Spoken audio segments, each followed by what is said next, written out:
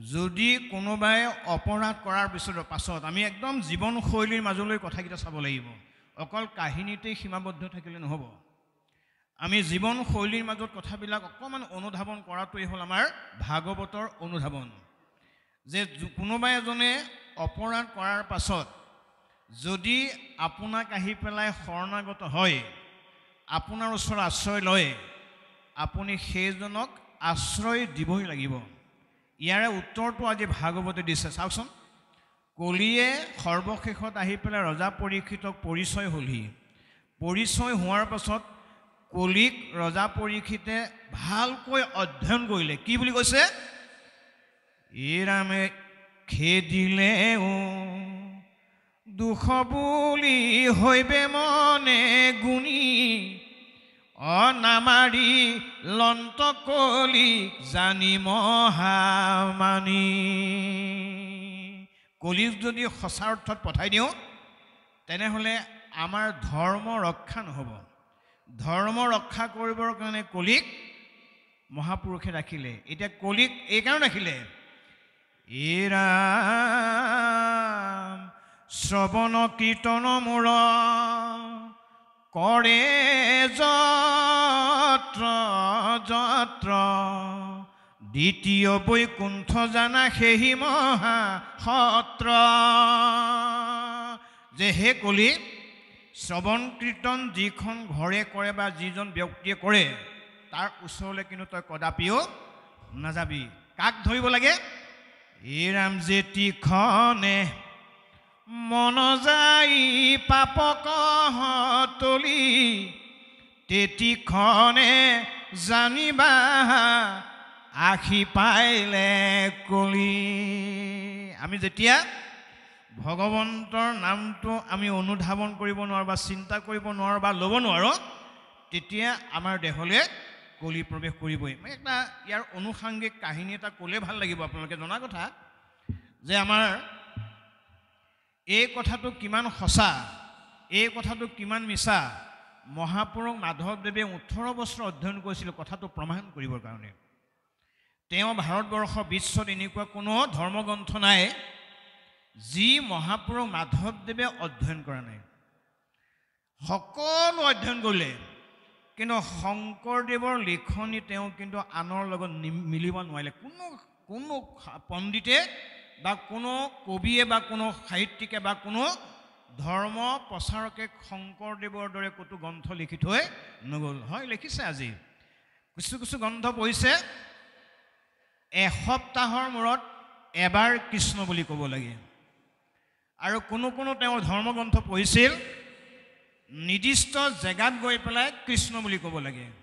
আৰু কোনো ধৰ্মগ্ৰন্থ পঢ়িছিল, নিৰ্দিষ্ট সময়ত গৈ পেলাই কৃষ্ণ বুলি ক'ব লাগে। কিন্তু শংকৰদেৱৰ গ্ৰন্থ পঢ়ি পেলাই তেওঁ আচৰিত হৈছিল।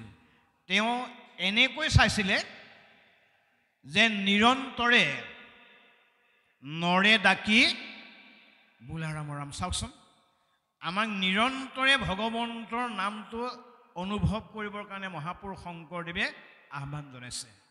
আমি নিৰন্তৰে ভগৱন্তৰ নামটো যাৰ হৃদয়ত থাকে, এইজনক ভগৱন্তই কেতিয়াও আঁতৰি যাব নোৱাৰে। মই এটা চমু কাহিনী, এটা চমু খুব সুন্দৰ কাহিনী শুনিলে ভাল লাগিব। অযোধ্যা ৰাজসভাত হনুমন্তক কাটিবৰ কাৰণে ৰামে এখন তৰোৱাল আনিবৰ কাৰণে এজন কটোৱালক নিয়োগ কৰিলে। হনুমন্তক কাটি মাজি বুলি তেওঁ ঘোষণা কৰিলে, ৰাজসভাত ঘোষণা কৰি দিলে।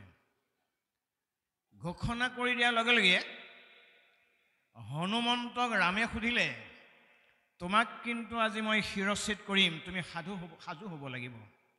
তেতিয়া ৰামে ভাবিলে, জগতৰ ঈশ্বৰ ৰামে যদি মোক কাটে, মই আজিৰ পৰা মুক্তি হ'লোঁ আৰু, মোৰ কাম নাই আৰু, ভালেই হ'ব। কিন্তু প্ৰভু ৰাম, মই কথাত আপত্তি নাই, কিন্তু মোৰ চৰ্ত এটা মানিব লাগিব। আপুনি কি চৰ্ত? মই ৰাম ৰাম কৈ থাকিম, আপুনি ৰাম ৰাম শব্দত যদি কাটে, আপুনি নিজকে কটা হ'ব, মনত ৰাখিব। হনুমন্তক কাটিবৰ কাৰণে ৰাম গ'ল, নিৰবিচ্ছিন্নভাৱে ৰাম ৰাম ৰাম ৰাম কৈ থকা দেখি ৰামৰ তৰোৱাল হাতত ৰৈ গ'ল। তেতিয়া ৰামে প্ৰশ্ন কৰিছে যে কোৱাচোন তুমি বাৰু কাৰ সন্তান? ৰামে প্ৰশ্ন কৰিছে, হনুমন্তই মাত দিয়া নাই। ৰামে উপায় নাপায় প্ৰশ্ন কৰিছে, তুমি অঞ্জনাৰ ল'ৰা হয়নে নহয়? মই অঞ্জনাৰ ল'ৰা নহয়। তেনেহ'লে বায়ুৰ নন্দন হয় নহয়? তেতিয়া হনুমন্তই কৈছে, নাই মই বায়ুৰ নন্দন নহয়। তেনেহ'লে তুমি কোন? তোমাক যে মই কাটিব নোৱাৰিলোঁ আজি।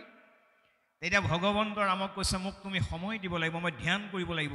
মই কোন মই ধ্যানত গম পাম। ৰামৰ ওচৰত তেওঁ ধ্যান কৰিছে। ধ্যান কৰি পেলাই ৰামক ক'লে, প্ৰভু ৰাম, মই কোন জানে মই এতিয়া আজিহে গম পাইছোঁ। বোলে তুমি কোন তেনেহ'লে?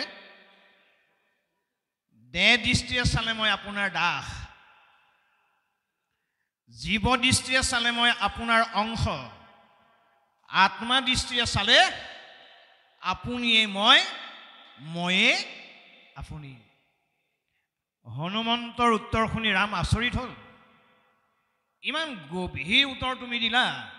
দুটা উত্তৰ বাদ দিলোঁ, 1, 2 এই দুটা উত্তৰ বাদ দিলোঁ। 3 নম্বৰ উত্তৰটো মোক বুজাই দিব লাগে। তুমিয়ে যে মোক ক'লা ময়ে তুমি, তুমিয়ে আপুনি, এই কথাটো বুজাই দিব লাগে। তেতিয়া ৰামে কোৱা শুনি ভগৱন্তৰ প্ৰতি সন্মান জনাই হনুমন্তই ক'লে, প্ৰভু ৰাম, আপোনাক কোৱা কথাটো চাই নেকি প্ৰমাণ কৰি দিবলৈ কি প্ৰমাণ আছে তোমাৰ হাতত? আপোনাৰ ছবি মোৰ হৃদয়ত ৰাখিছোঁ। আৰু আপোনাৰে নহয়, মই ত্ৰিমূৰ্তি ৰাখিছোঁ, ৰাম, লক্ষ্মণ আৰু সীতা। জয় ৰাম বুলি আপোনাৰ বুকু ফালি দি পেলাই ভগৱন্তক ত্ৰিমূৰ্তি দেখাই দিলে ৰামক। তেতিয়া ৰাম আচৰিত হ'ল যে তোমাক মই এতিয়া বৰ এটা দিব বিচাৰিছোঁ, কি বৰ লাগে কোৱা? তেতিয়া হনুমন্তই কৈছে, মোক আপুনি বৰ দিব নালাগে। কিয়? আপোনাক সেৱা কৰিবলৈ পালোঁ, আপোনাৰ চৰণ চুলোঁ, আপোনাৰ বাক্য পালন কৰিলোঁ। ইমানখিনি মই আপোনাৰ লগত কৰাৰ পাছত তুমি আৰু মোক বৰ দি পেলাই আউল লগাব নালাগে। তথাপিতো হনুমন্তক বৰ দিলেই, কিন্তু কি বুলি দিলে? তুমি 3 যুগে অমৰ হৈ থাকিবা যোৱা। আপোনাৰ দাপৰ যুগ আহিল। দাপৰ যুগত তেওঁ ইন্দ্ৰৰ ৰাজসভাৰ ফুলনি বাগিচাৰ এগৰাকী কৰ্মচাৰী হিচাপে নিযুক্তি পালে। ফুলনি বাগানত ফুল ৰখি আছে, তেনেকুৱাতে পঞ্চপাণ্ডৱ সেইফালে দিয়ে গৈ আছে। তাৰ লগত আছিল আপোনাৰ দ্ৰৌপদী। নাৰীসকলৰ স্বভাৱ এটা মহাপুৰুষে বুজাইছে যে স্বভাৱতে নাৰীসকলে ফুলৰ প্ৰতি যথেষ্ট আকৰ্ষিত হৈ যায়। গতিকে সেই সময়ত ভাৰ্যা দ্ৰৌপদীয়ে ক'লে যে মই বৰ ভাল ফুলৰ গোন্ধ পাইছোঁ, আনি দিব লাগে। অৰ্জুনে কৈছে মই যাম, যুধিষ্ঠিৰে কৈছে মই যাম। তেতিয়া সকলোৱে ক'লে নাই, যদি কিবা এটা ৰক্ষণাবেক্ষণা শকত আপত মানুহ থাকে এইটো পৰাস্ত কৰিব লাগিব, গতিকে আমাৰ বিকুদৰে যাওক। বিকুদৰে যাওঁতে আপোনাৰ 40 মোনৰ ওজনৰ গদাটো বাওঁফালে লৈ গৈছে, সোঁফালে লৈ গৈছে। গৈ পেলাই দেখিলে এগৰাকী বৃদ্ধ বান্দৰেত ৰখীয়া হৈ গেটতে শুই আছে। তেতিয়া ক'লে মই ফুল নিব লাগে। বোলে বোপা ফুল নিয়াত আপত্তি নাই, এইখন বাগিচাৰ ময়ে ৰক্ষণাবেক্ষণা দি আছোঁ, মোৰ অনুমতিটো লাগিব। কৈছে আপোনাৰ অনুমতি কি প্ৰয়োজন আছে বুঢ়া বান্দৰ? বোলে 1000 হ'লেওতো মোৰ অনুমতি প্ৰয়োজন আছে। যদি তুমি মোক ভাবিছা এই নেজডাল কিনাৰলৈ থৈ পেলাই ফুল এপাহ সানাগে যোৱা। তেতিয়া ভীমে বাওঁ হাতে ভাবিলে নোমহে আঁতৰ কৰিব লাগে, এডাল নোম হনুমন্তৰ লৰাব নোৱাৰিলে। তেতিয়া হনুমন্তই ক'লে বোপা কোৱাচোন তুমি কাৰ ল'ৰা?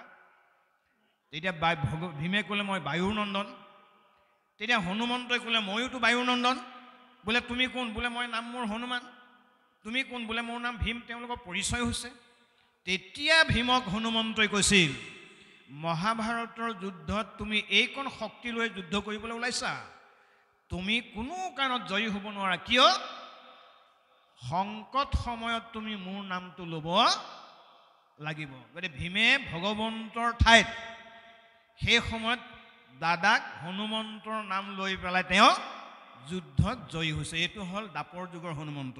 এতিয়া কলি যুগৰ হনুমন্ত চিনি পাব লাগিব নহয় বাপসকল। এতিয়া কলি যুগৰ হনুমন্তটো নামটো ক'লে গালি নাপাৰিব দেই। অনুষ্ঠানৰ আগত আহি শেহত যোৱাজন হনুমান ভকত। এতিয়া আমাৰ মাজৰহে গণ্ডগোল হৈ আছে। এতিয়া যিজন আগতে আহি পেলাই পাছত যায় এইজনে হনুমান সদৃশ ভকত। কিন্তু আমাৰ এতিয়া হনুমান ভকত নাইকিয়া হৈছে। আগত আহি পাছত যোৱা ভকত আমাৰ কমি গৈছে। মাজতে পলাবলৈ চাওঁ আমি, যিকোনো প্ৰকাৰ জাঙা তহঁতে যি কৰ কৰ। কিন্তু ভগৱন্তই কৈছে যিজন কলিযুগত সৰ্বশ্ৰেষ্ঠ আগত আহি পেলাই একেবাৰে পাছত যায় এইজনকে তোমালোকে হনুমন্তৰ আদৰ্শ আছে বুলি ভাবিবা। গতিকে আমাৰ সমাজবিলাকত তেনেকুৱা ভকতৰ সংখ্যা কিন্তু কমি গৈছে। মাজত আহে, মাজত অহাজন আগত যায়। মাজত অহাজন সদায় আগত যাবলৈ চেষ্টা কৰে দেই। কিন্তু একেবাৰে প্ৰথম অহাজন একেবাৰে শেহত যোৱাজন যদি হৈছে আপুনি গম পাওক ভগৱন্তৰ আপোনাৰ অকণমান কৃপা হৈছে। গতিকে এতিয়া প্ৰশ্ন সেইটোৱেই যে তোমালোকে পাণ্ডৱ বংশতে জন্ম হৈ য'ত ভগৱন্তক তুমি দেখা পালা, ভগৱন্তৰ আদৰ্শ যদি তুমি প্ৰয়োগ কৰিব নোৱাৰা তেনেহ'লে এই বংশত জন্ম হৈ তোমাৰ কি লাভ হ'ব বুলি যেতিয়া কলিয়ে অনুনয় বিনয় কৰিলে পৰীক্ষিত কলিৰ বাক্যত বন্দী হ'ব লগা হ'ল।